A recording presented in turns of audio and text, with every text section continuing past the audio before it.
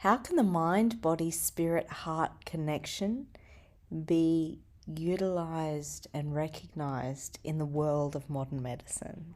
The system has swung so far in one direction that we've lost balance. And now is our time. We got to bring more balance. And it's this type of conversation that's going to bring it back into, a new era of healing. Welcome to the Frequency Files. Thanks for joining us as we explore the vibrations, forms, and creations and mechanisms behind them that inform the nature of existence. Today, I'm really excited to explore more about the future of conscious medicine with radiologist, speaker, educator, social entrepreneur, Dr. Mitch Abrams, all the way from Canada. He's the founder of Next Gen Health. He's a practicing radiologist and he's working at the intersection of science, consciousness, art, and healing. Mitch, you've got a really varied background. Obviously, a doctor, radiologist by trade, but you have branched out far and wide beyond that. What was your journey to doing that and to getting where you are now? Yeah, I'd have to say I think it started in my very first year of medical practice. I was unexpectedly diagnosed with a heart condition, a congenital heart defect called hypertrophic obstructive cardiomyopathy. And I was told I needed open heart surgery. So this was after 15 years of, studying medical school and my residency. And I was finally excited to start my career. And then all of a sudden, I'm told I'm going to become a patient.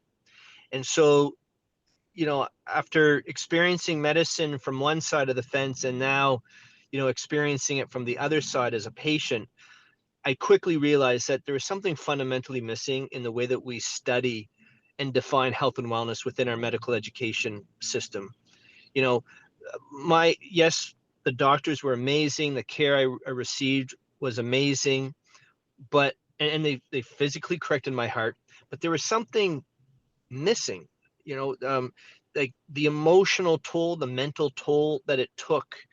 I wasn't anticipating, and nobody warned me. There's no talk about, how it was going to affect my mind, my experience, my emotions and feelings.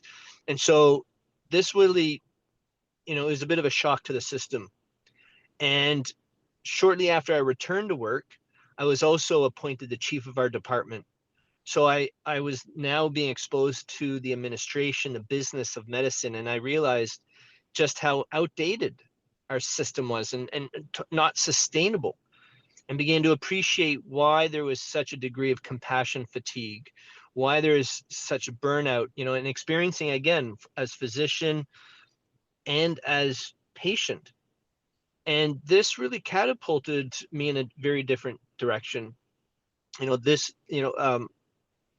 I really felt compelled to look at, other approaches to healing at the same time that I was still healing. I was still trying to navigate these new experiences and internal, these emotions, and the stories that I was telling myself were changing and were different. And I was just becoming so much more aware of an inner world. And the next thing I know, I find myself traveling to India with some friends, and um, I was introduced to some folks in India that were deeply involved in business education, that really focused on spirituality and how to incorporate the spiritual sciences into the world of business. And it fascinated me because very quickly I realized, my goodness, there's an entire discipline of science that we were just not exposed to in the West. And I really dove deep, for not only, obviously for my own healing, but I was just intrigued because so much of what I was hearing, with it was expressed to me as energy. and looking at ancient, in the ancient wisdom and in their own scriptures, they discussed the science of connection and was describing energy, which I quickly realized was the same energy that I studied in my residency as a radiologist, the same energy that constitutes all of us, the world, the foundations from which an MRI machine functions was the energy that they were discussing and working with, but through the power of mind, through consciousness. And so this was like a huge wake up call for me. And, um, and this really propelled me to, into a world of experience and research, because as I was, you know, deepening my own inner experiences and truly witnessing something within change, I was also exploring, the research and looking at what the journals were describing, at that time, meditation and just different ways of healing. And so it's kind of coming at me from both ends intellectually, but I would say even more importantly, it was an experience. And I should also mention a big part of this whole healing journey for me was music. And it just so happened that right before I was told I needed open heart surgery, I bought my very first guitar. I felt compelled and I felt this desire that I was going to teach myself how to play and pick up a new, um, a new hobby.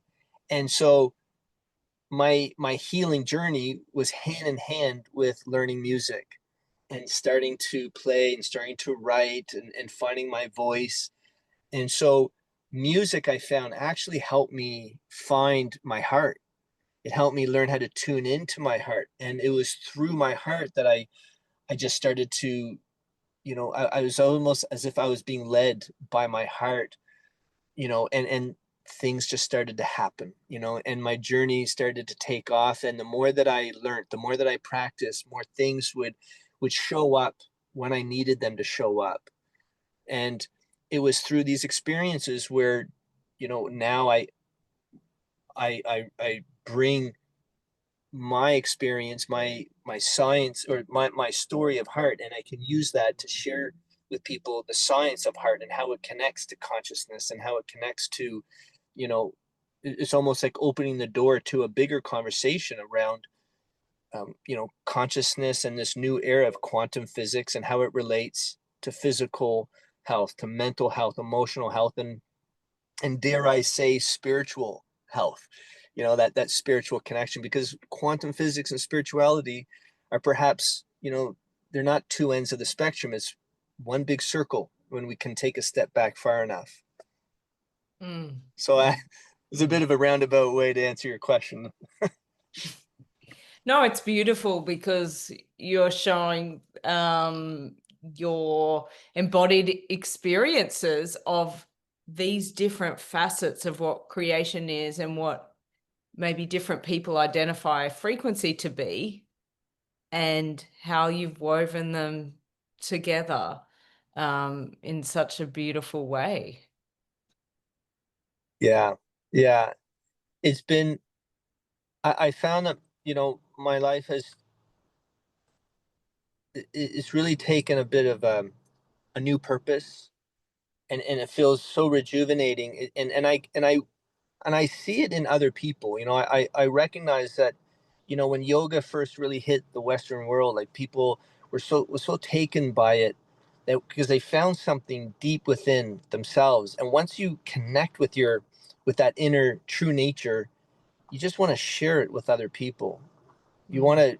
to, you want them to experience it. And, I believe in the same vein that science shows us that compassion is contagious. I believe that these practices, when you connect to your true nature, that it's also very contagious, and you feel compelled to want to share that light that you found within yourself. You want to share that light with others. Mm. And, you know, I often feel like we learn so much of ourselves when you study Mother Nature. And, just like how fruit on a tree when a fruit ripens, they give off pheromones to help ripen all the other fruit around it and surrounding fruit. And I feel like in many ways we function in a similar way. And we just happen to be in this very interesting moment in time, in this moment of transformation. And as individuals tune in and find and connect to their true nature, that they are now, vessels of transformation for others. Yeah. Yeah. Yeah. Absolutely. Absolutely. And what does your vessel of transformation look like in the day-to-day now? It's busy. Yeah. Um, it's busy. So I have a very busy life in the sense that I still work a little bit in radiology. I Yeah. still keep my, my hands busy with doing radiology work. And at the same time, I started a social enterprise and a not-for-profit foundation called Next Gen Health, which is very much focused with a mission of raising coherence for individuals, for communities, and the world. And I create curriculum. I deliver, educational programs to colleagues, to medical students, but as well to the general public Mm. around this intersection between science and spirituality, very much focused on the science of heart, and to share my story of heart so that I can help explain and share the science of the heart, because the heart is so much more than a pump, and the heart plays a pivotal role in the way that we feel and think about ourselves, how we treat ourselves and each other. It's our, our mental health, our emotional health, and obviously our physical health. And at the same time, when we begin to understand the heart through frequency, when we begin to look at, bioelectricity and Yeah. understand the heart at a deeper level than, again, more than just a pump, this now becomes a path that can help us begin to appreciate quantum physics and help us understand that, what is it that we're connecting to? For instance, when we sustain the sensation of love, our heart rate variability, begins to resonate at a frequency of zero point 0.1 hertz, which just so happens to be the resonant frequency of the very first magnetic field line around this planet. So if you were to pluck the magnetic field line of the planet like a guitar string, it vibrates at zero point 0.1 hertz, the exact same vibration of our Wow. nervous system, when we're in that deep sense of love and compassion. And so through the heart, I really believe that humanity can begin to have a deeper appreciation of our true nature, which, by the way, I think breaks the glass ceiling that we've created for ourselves. And I think there's so much, the human potential is Yeah. profound. We're evolving into something much greater than we've ever, I think, can even imagine, even at this point. And so to bring this to the world in a meaningful way, in programs, and I can share this content to physicians, done continuing professional development programs for doctors, but at the same time, because I'm a visual thinker as a radiologist.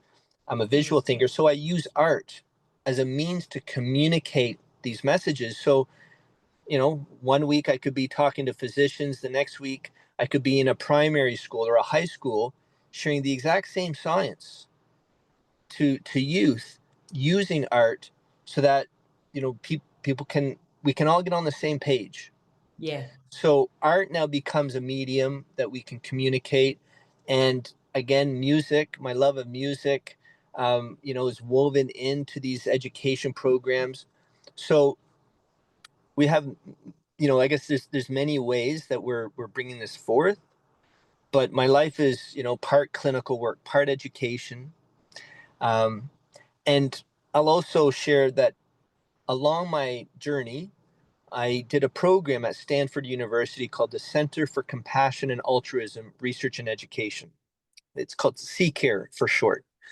And it's all about the science of applied compassion. How do you use the science of compassion in your work? And so my graduating capstone project is called RAD Art, which stands for Radiologist Developed Autonomic Rewiring Therapy. And so how this works is that whenever I'm on stage or whenever I'm doing a program, I'll have an artist who's joining me on stage who's already been through our curriculum. So they're already aware of understanding this energy and human connection. And they're tasked to capture the energy of these conversations, these events in real time in their art through their heart.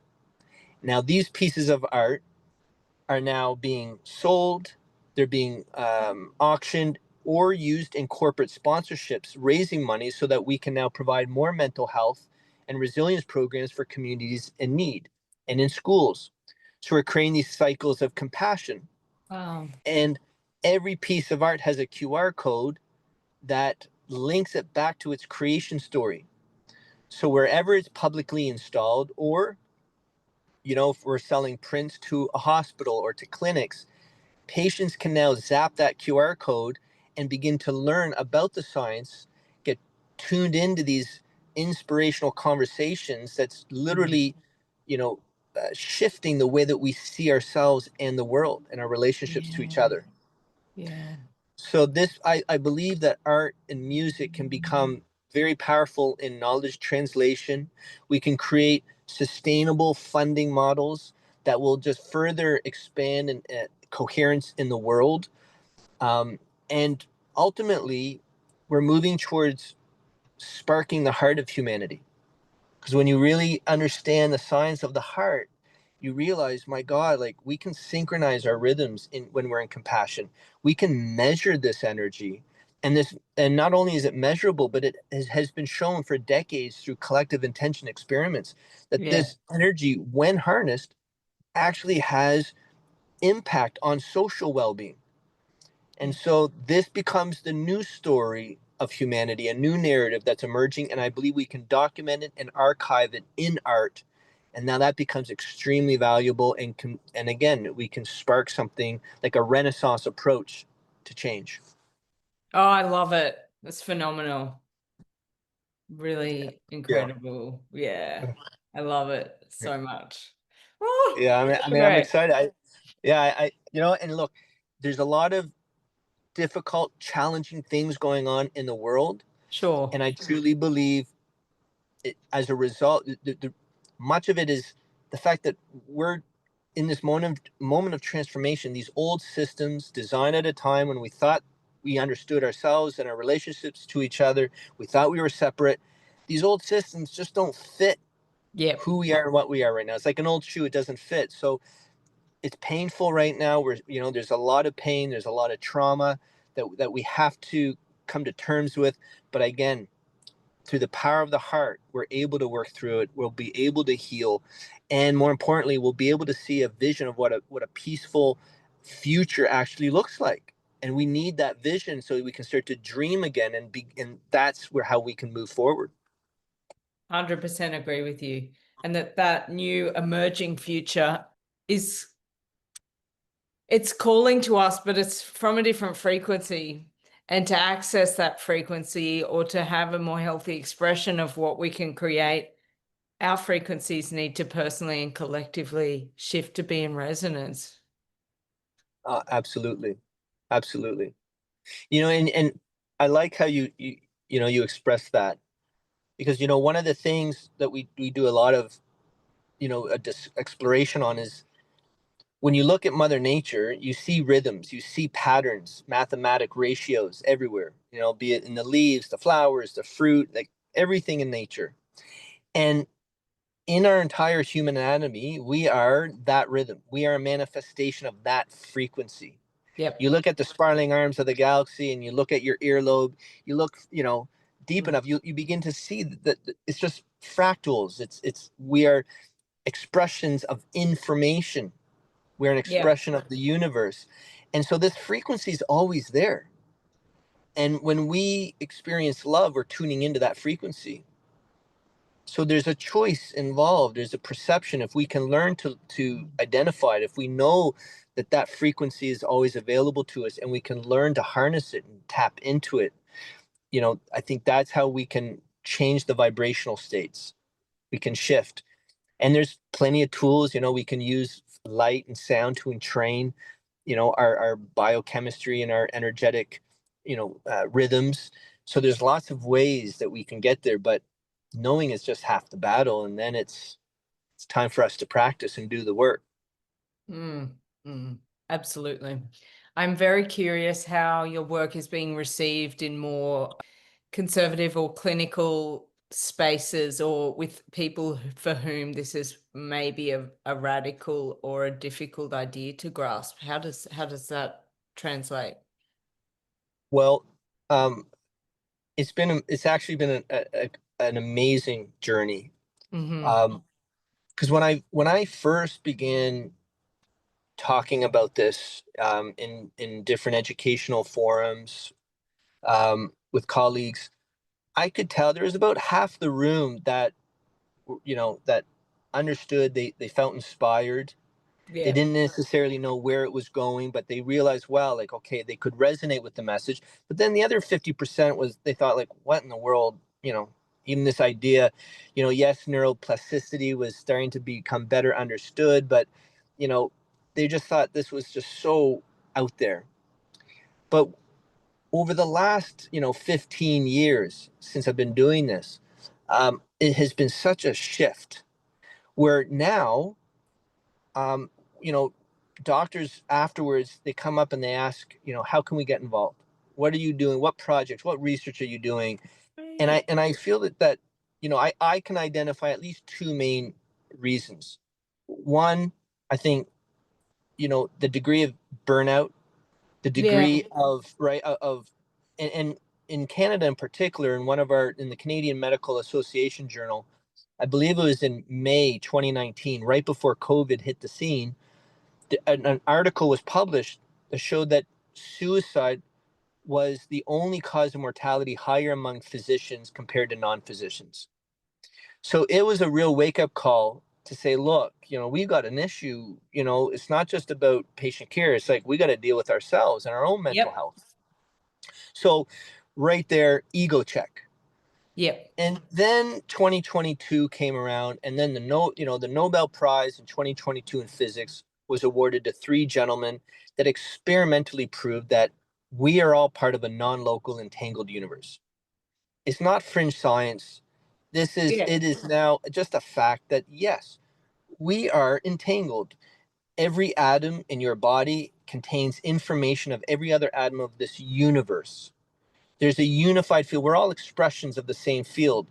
And so from this point of view, now physicians can say, okay, there's hardcore science Yeah. backing up. And over this over the last 15 years, I've noticed how physicians have slowly shifted and started to express how it's almost as if they have permission to talk about what they inherently are experiencing in this moment. Yeah. And that's a beautiful thing. Like, even older physicians who otherwise would be very staunch, they're saying, what, have you read this book, and it's all about emotion, and Wow. and really experiencing even near death experiences. Now Yep. doctors are willing to say, well, I've got a couple of patients, I don't know how in the world, but perhaps this is a mechanism that to explore. So there's a huge, huge, huge shift, and I'm very excited because I mean, we need it now more than ever in the medical system. Majorly. Yeah. That is so heartening to hear. I was literally having a chat with a friend of mine who's a doctor who left, and one of her big concerns is the lack of supervision, as in support supervision therapeutically for doctors. And yeah, the risks that brings, not only to them but to everyone around them. And yeah, it's Yeah. so wonderful to hear when things like this are really resonating and hitting something deep in people and almost giving them that permission slip to hang their hat on something that they already innately recognize. Yes. Yeah, absolutely. And I think that's what's really important is that when it's presented in a way where they can feel it within themselves, because the truth is within each and every one of us. Yep. And when they can walk away and recognizing experiences that they have had, and it gives them a deeper meaning to those experiences, you know, I feel like they really they want more. They Yep. want to become part of something different, a new approach. And I think deep down they're also starting to realize that not every answer is found in a pill bottle. And the system has swung so far in one direction that we've lost balance. And now is our time. We got to bring more balance. And it's this type of conversation that's going to bring it back into, a new era of healing. 1,000,000,000%. Oh my gosh. Yeah. I could go on a massive tangent now about like journeys of being a patient and conversations I've had with so many doctors of trying to advocate for different perspectives or plant different seeds. But yes, story for another time. What do you think are some of the biggest misconceptions about what energy or vibrational medicine is or can be? That's a good question. I think I'll start off by saying I don't know if I'm describing this as a misconception, Hmm. but I do feel that, like anything, things can become very trendy. Yeah. And I feel like there's going to be a lot of people who are going to want to jump on this energy bandwagon and declare themselves an expert and will want to put themselves in a position of leadership and become a coach and, you know, try to help others, or try to make money out of it and exploit it. And I think that is dangerous. Yeah. And I'm a true believer. Like in the work that I do, I tell people, look, I'm not your guru. I'm not here to lead anything. I'm here to help you find your heart. Your heart should lead you. It's Mm. just we need a little bit of help sometimes finding that inner spaciousness, how to activate that heart intelligence. Yeah. And so, I think integrity is essential in this work. And if you don't do your own inner work, then no matter how much you talk about energy, you're never truly going to be able to heal or cultivate that which you're seeking. Yeah. Um, and it's not necessarily even an endpoint that you should be striving for. It's really a journey. Every day is a journey. Yep. I'm never going to profess to anybody that I've got it all figured out. I'm never going to profess that I'm perfect in every way. I'm deeply flawed, you know, and I'm still on this journey. Yeah. But my journey has led me to a point of knowing that part of my little role to play in this big story of humanity is I'm here just to share, Yeah. you know? And so when people are engaging with it, it has to come from a place not from ego, but one of just there has to be an ego death at some point in your journey. You have to give it, give yourself. You need that vulnerability, and there's ways to do it. There's many ways that people are finding that path. Not for me to tell anybody how or one particular best way. That's crazy. But just to know that it's a path, and to really take time, tune out the noise. There's right now the world is so noisy, it's so chaotic, and a lot of bullshit. And Yep. it and all the answers are within each and every one of us. You know, um, it's crazy to think, but all of the intelligence of the universe is found within each and every cell of your body. You know, and if you and you know, I tell people this: if you can imagine an MRI scanner, you know, we're literally dissecting the brain like a loaf of bread without a scalpel blade, because you're a being of light, and we're literally extracting information from the light of your atoms, and that we're doing that with technology. But isn't it interesting to note that Buddha, 5,000 years ago, when he was describing Vipassana meditation of how you can quiet the mind and listen to your body, listen to the experiences, that you gain what he calls panya, wisdom. You're extracting the information within you to have a better degree of wisdom of the world. And this is how we expand consciousness. And so when, you know, again, when people are talking about energy, or if they're a practitioner, the best way to really harness that power is just tuning out everything and learning to tune inwards, listening to your heart, and to recognize that the decisions that you make, either personal or professional, if they're not helping other people in some way, if it's not benefiting other hearts or other, you know, beings, then there's something wrong. You know, everything that we do, we're here, our purpose, I believe, on this planet is to love. We are a manifestation of love. I believe the universe, you know, kind of functions on a frequency of love. And if you're not on that wavelength of love, then there's something not right. And Mm. it's, you know, and slowly I think that, you know, eats away at people, and it cultivates, it will manifest in illness, either mental illness, physical illness. Um, and perhaps the success that you seek is not perhaps the success that you really truly want in your life. Yeah. Yeah. Yeah. So I don't know if I answered your question on the energy. Uh, Oh, I think you did, and I think you beyond answered the question and uh, tapped into something that's really important to say. Yeah. yeah. And drawing people back into themselves.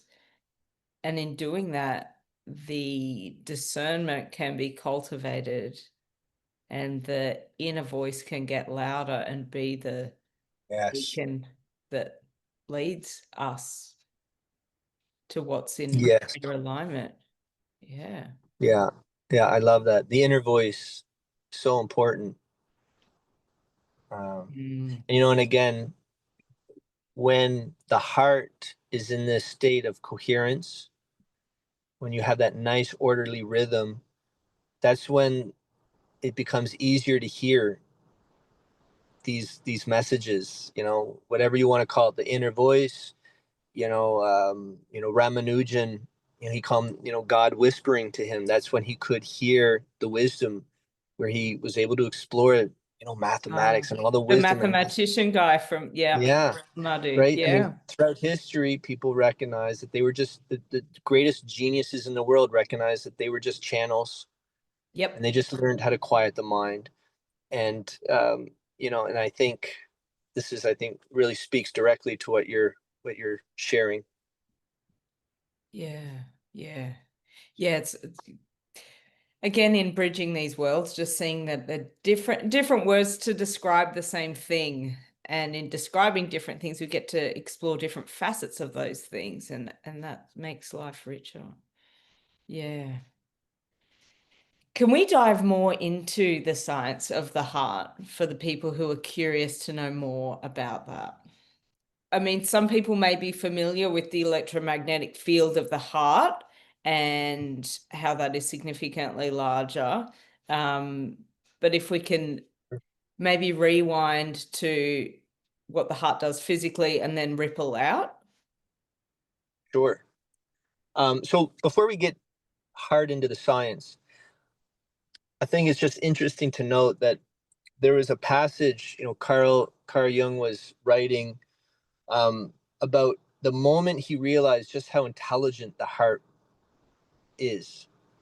he was walking with an elder from a tribe, and they were talking about the white man and how the white man is just, kind of sick and confused.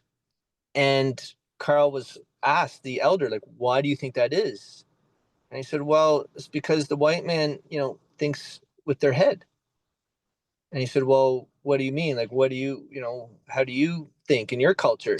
And he just puts his hand on his heart. And I think this was, a pivotal moment in Carl Jung in understanding the role of the heart. So now, if you were to fast forward now to 1991, Dr. Amor, a physician, University of Montreal, he discovered that the heart has, a collection of cells, about 40,000 cells sitting on the heart. They're called sensory neurite cells. And for all intents and purposes, we can think of them as essentially cells functioning like the cells in your brain.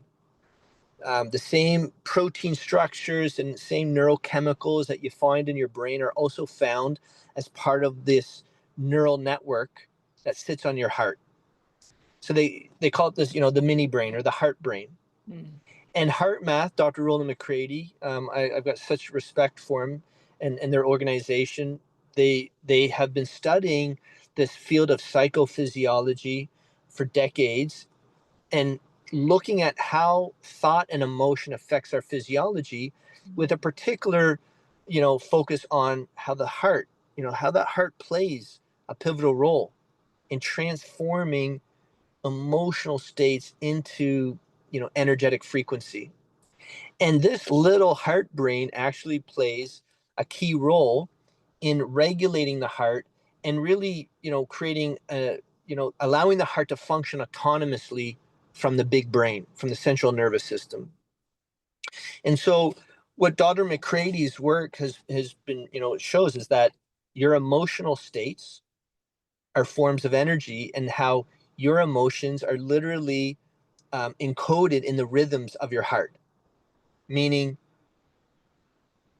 if you're feeling happy, if you're feeling kind and love, your heart has a very particular signature of a vibrational, a rhythm called coherence. It's orderly. It's ordered, where the rhythm will increase in heart rate and then it will decrease over time, and it just repeats itself, which is really a reflection of how the two arms of the autonomic nervous system, your sympathetic and your parasympathetic arms, are in perfect balance with each other, meaning that the sympathetic system will be in a dominant tone for a while, and then the parasympathetic will be dominant. And then it goes back to sympathetic and then parasympathetic. So it's almost as if you're driving your car with one foot, where you're just taking turns, gas and then brake, gas and brake. Uh-huh. But if you're stressed, or if you're in fear or your anxiety, your heart rhythms become very irregular and erratic. So now imagine driving your car with both feet pressing on gas and brake at the same time. You're going to have a very jerky ride. That type of rhythm is called incoherence. And the implications of your heart rhythm is huge, because those rhythms are literally being fed up to the brain. So we used to, when I went to med school, the predominant thought was that the vagus nerve was the main cranial nerve that was sending information from the brain to the body. Well, it turns out that that's actually not correct. That I think it's an 80-20 split, where 80% of fibers are actually coming from the body and sending information up to the brain, and only 20% is sending from the brain to the body. And apparently, the vast majority of fibers are literally originating from the heart. So taking information of the heart, either these, coherent or incoherent signals, are being relayed up into the brain, which then in turn affect the areas that, are involved in the way that we think, the way that we feel, the way that we can self-regulate, the way that we behave, even the stories that we're telling ourselves. And so the heart is pivotal in this in the way that our heart, our brain is functioning. Either it's either facilitated, they call it cortical facilitation, or it's inhibited. So I'm sure people can relate to times when they're super stressed out. You may have been studying for weeks for an exam, but in the moment of your exam, when you're super stressed, you can't remember a damn thing. Where, your speech, you're on the podium and your mind goes blank. Whereas other times when, if you're just loving the moment, you're in that flow, that's coherent, where you can't do anything wrong. You're on it. You're in the experience without thinking. You don't even know how you did it. And so it's a deep connection, this heart brain, connection. And when you are in that beautiful coherent state, the brain waves and your heart rate variability patterns, they synchronize with each other. And it's called entrainment. And Dr. Joe Dispenza is, his work and his research is very much focused on this, where the heart and the brain begin to function like a single organ. And once you phase lock two signals together and they feed into each other, they can begin to grow in amplitude and in strength. And then at that point, all the other bodily organ systems can get tuned in and they begin to get entrained. So now the end result is that your entire body can essentially get tuned in with your heart, and you begin to vibrate at this optimal energetic physiologic state. So this is obviously, as you can imagine, it's pivotal when it comes to healing, thriving, physically, mentally, emotionally. How to address energy management, if you want to call it that. You know, but at the same time, when you look at an electrocardiogram, you're literally, you're watching the electric current flowing through your heart. And physics 101 says anything that's got electricity running through it also creates a magnetic field. So, as you alluded, the heart is radiating a very big magnetic field, the largest magnetic field, that's being radiated from your body. Your brain also has a field, but it's minimal compared to the powerful field from your heart. And so the rhythms, either incoherent or coherent, which is literally encoding your emotions, you're radiating it. Again, not only is your body being bathed by this electromagnetic field, like every cell in your body and every organ, but you're literally radiating out into your local environment. So now we can begin to talk about local field environments. And studies have shown that when people come together and they cultivate this state of coherence, that when an other individual who may not even know what in the world coherence is, they might not even understand their heart in this, in this particular perspective, they can be tuned into coherence, like a tuning fork. That energetic coherent field can actually pull someone into coherence. Yeah. So this now is really saying, well, it really matters how you show up in the world. I tell physicians, it really matters how you show up every single day, because patient outcomes and how patients are going to just talk to you and engage with you, how they're going to feel about you, and the advice that you're giving them is deeply depends on how you feel, And so it really begins to expand the conversation of connection, um, and you know, just to go on a small tangent, I just listened recently to a podcast where they were talking about microbiomes and how, practically 50% of our physical body is made up of bacteria and other type of organisms, and everything that we touch, everything that we're engaging with in the physical world, we're leaving behind parts of our microbiome. So if you think about living in a home with a family, well, where does your living self end? And where does someone else begin? And in the sense of the microbiome, if you're living together, you're sharing the microbiome with each other. That's 50% of who you actually are. So when you begin to think of living organisms, the extension of what, of life, and where you start and where you end, the lines become very blurred. And you can think about it from the microbiome perspective, but also now even in terms of electromagnetic energy, your field of energy radiating out into the world. So this is, I find this fascinating. And Yeah. I think, in leadership, in coaching, and educate, like, no matter what position, no matter what you do, this is, I think, very important, I think, for people to understand. And, it plays a huge role. And there's a whole other level of non-locality. I mean, I think it's very intuitive, but we can all understand the local field environment, but your energy is information, and you're Yep. feeding that information into a non-local field.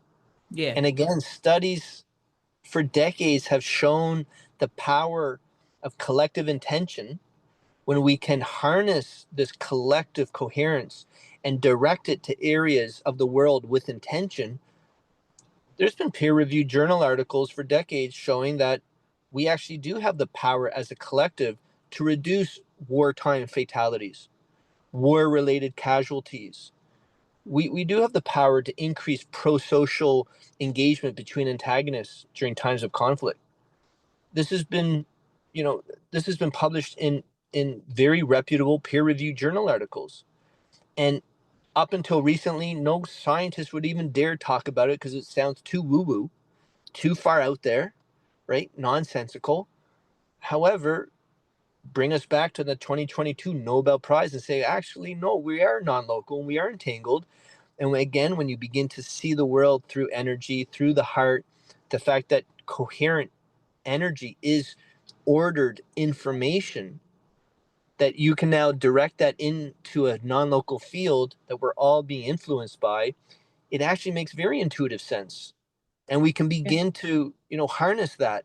And I think we need to actualize this power. And we can only actualize it when people learn about their heart, begin to practice, and recognize the global ecosystem that we actually are. Yeah. You know, the grand scale of humanity, just you're made up of trillions of cells, and trillions of chemical reactions per second, all functioning in a coherent way to create you.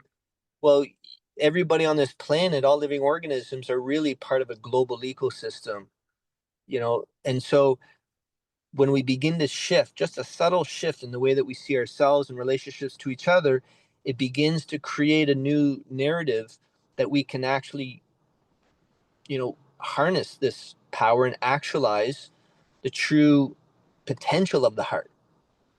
Yeah. Yeah. Oh, so much to love about that. And I love what you're alluding to as well, just at the end there, that intuitive faculty coming online more. And that knowing, I think it's like an Osho book titled Intuition, Knowing Beyond Logic, but I think it's just like sums it up. And how it's going to be really fascinating when we tip more of a critical mass to where Yes. that becomes more of a accepted state of functioning in the world. Um, Yes. Yeah. when people get that real-time feedback of synchronicity and flow and begin to trust those impulses. 100%. Yeah. Mm. Um, just I'll share a quick story about that. I was doing a talk for a group of CEOs, and I had an artist who was capturing the energy, and we were talking obviously about coherence, and we were also talking about how time is not necessarily linear. Yeah. And obviously I was really stretching their comfort zone in this conversation. Now, at the end of the talk, we had this beautiful piece of art, and it was just gorgeous. And then it was at a luncheon, so we proceeded to have lunch together. And at the end of the program, I was presented with a gift. The co-chair of the event presented me with a beautiful amethyst stone. And when we were looking at it, after a few seconds, we realized, and everybody was astonished, because the exact color scheme of that stone, the exact configuration of it, literally as if you could put that stone right on the painting, it fit. I mean, as if it, I mean, it was unbelievable. It was as if that stone was meant to be on that painting. And obviously the chair and my artist, they didn't know each, they didn't know each other. There Yeah. was no, and some of the some of the participants, they started, you could see they were tearing up, because this was like such proof that yes, there is such a thing, like intuitive intelligence is real, that we do have a deeper connection to what we conceptualize as future, Yeah. which, you know, and so to your point, I think it's going to be very exciting when this becomes much more, acceptable and perhaps, harnessed. And, and just to remind your listeners, the governments around the world have studied this. They've created curriculum. Even, President Jimmy Carter, he even said, like, they found one of their spy planes that went down in the jungles of Zaire. They used a psychic, Yeah. because their satellites couldn't, find this plane. So there's many examples, even in the mainstream, that have used the power of the mind. And, just to direct people, Dr. Roland McCready and Dr. Dean Radin has done some amazing research showing this phenomenon. 100%. Absolutely. Yeah. And not to mention programs that are not even publicly known about. Yeah, Yeah. 100%. Yep. Yeah. I'm really curious how you integrate your intuitive faculties as a practicing physician. Good question. So, I think one of the things that I really strive to do is always keep one mind, like, my mind's eye on my heart. No matter what I'm doing, either I'm in the hospital, or I'm writing, or I'm trying to find ways to describe something to a community or a group. Um, just listening. And Yeah. I use music a lot. I'll actually spend, I'll start my creative session just playing some music, sometimes for 10, 20, or maybe for an hour. And then after that, I'll just listen, see what arises, put my attention on, a certain task, and see what will, you know, arise in that moment. So I've used a lot of, I guess, that intuition in my heart, finding what I need in the moment, particularly when it comes to these conversations. Mm. And I have found that many times ideas, thoughts, perspectives would come, and then it was then up to me then to go afterwards to go find the science that proves that. Yeah. Okay. Yeah. Okay, so I it was almost like I'm always leading with my heart, and then Yep. my brain will follow. Yep. And I try to do that in everything. um and I think that using the power of thought and intuition and experience can be used in medicine in so many ways, and used in every facet of life. I think we can literally answer all of the world's problems if we took a step back, recognized our true nature, and began to use this not just for ourselves but also for the world and collectively, and do it in an organized way. I think we can change the world. And I know that might sound crazy to some people, but imagine trying to explain an MRI scanner to your grandparents at your age. Imagine trying to explain the fact that we're all beings of light, we're all part of the universe. And I tend to think that it's a matter of time Mm, where humanity will come to terms with the true nature, get harmonized with the universe. mm, mm. Absolutely. Yeah. Yeah. Yeah.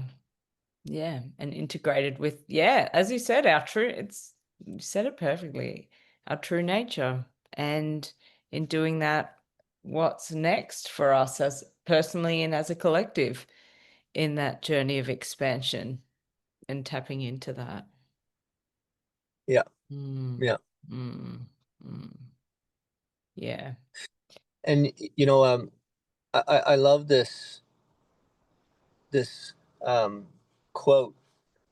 Dr. Ilya Prigogine, he was a 1977 Nobel Prize winner. He said, in a sea of chaos, a small island of coherence can raise the entire order of the system to a much higher order. And when I think in that term, I think, wow, like the heart is the island of coherence that can raise the coherence of the entire body. And then as an individual, we are an island of coherence for others. And again, going back to that analogy of fruit on a tree, the pheromones, um, you know, that's what we can do when we show up, when we become coherent ourselves. We can have a resounding effect on our communities and the world around us. Absolutely. Mitch, what are some ways that people can cultivate that coherent beingness? Well, I believe that the practice is essential. I mean, we can talk until we're blue in the face about the power of the heart, but the Yep. magic is experiencing it. So I would suggest to anybody, find a practice. Either go online. Heart Math is an amazing resource. You can learn this technique. Um, I have started a community practice. So every day at 6 p.m., Monday to Friday, Eastern Time, we have people coming together where we'll practice heart coherence. And you can stay for as little or as long as you like. And it's just a space where people are dedicated to self-care and the recognition of common humanity. So practice, practice, practice. Um, I'll also share, there's a project that's starting, and I'm doing this in collaboration with a lady, Monica Muhlman, in Toronto. It's called the Community Compassion Project. And it's really based off of Dr. Emoto's work from Japan, where he was studying intention with water and crystals. And so what we're doing is we're getting businesses to host this project where there'll be 6 vases. Each vase is filled with water and contains one cut stem flower. And each vase has a word associated with it, either something like love, kindness, or compassion, or fear, war, anger. And what the studies have shown that the negative words will actually cause these flowers to wilt at a much more rapid rate. And this lady, Monica, she actually did it downtown Toronto in a storefront, and her results were amazing. So we're now expanding it to stores in Toronto, and now people at home are signing up to participate. We have some interested teachers and physicians to do it in schools and hospitals. And the idea is to run this 6 week project and share with us your photos, your videos, your conversations. And we're going to use social media and this project to really spark a conversation around compassion, the science of human connection, and the role of the heart. And we're not stuck on what the results will be. I mean, obviously, there's lots of different variables. It's not truly scientific in those terms, but more importantly, we know compassion is contagious. And as people begin to just show how they're participating in this compassion driven project, it can spark a conversation and it can spread. And so I invite people. I'll share with you the link to the landing page that will, we have videos. We made it so easy for people to participate. And we want to hear from you. In fact, we'll even have opportunities to connect with participants so that you can share your why. You can share, what you have experienced in your environment, even if it's your family, how maybe conversations have changed. Maybe you were able to engage in a dialogue with your children in a different, more compassionate way. Whatever it happens to be, it's time that we begin to share with each other these conversations. And I think that can be the first step into this actualization of the heart, a more heart centered global ecosystem that's more coherent and more compassionate. So that's another way I think that we can start to embrace coherence in our lives. Mm. And I think the very last one I'll just mention is we have also just started a platform, a not for profit called the Global Heart Sync. It's a free web app where you can sign up. You'll get free tools, including the HeartMath Global Coherence app, so that you can measure and track your heart coherence as you practice.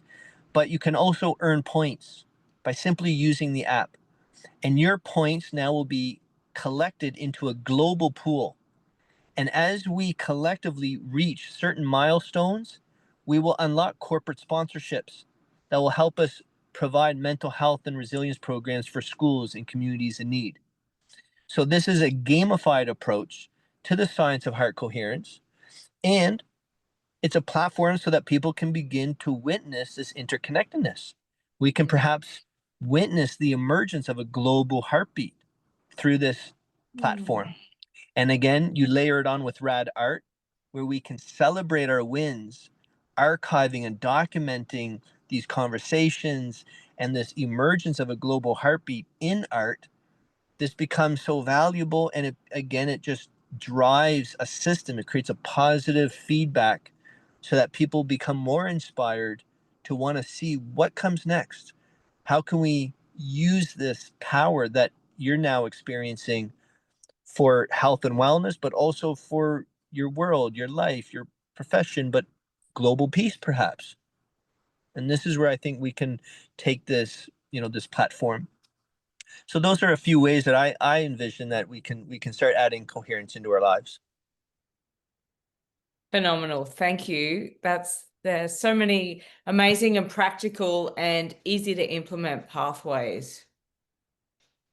Yeah, thank you.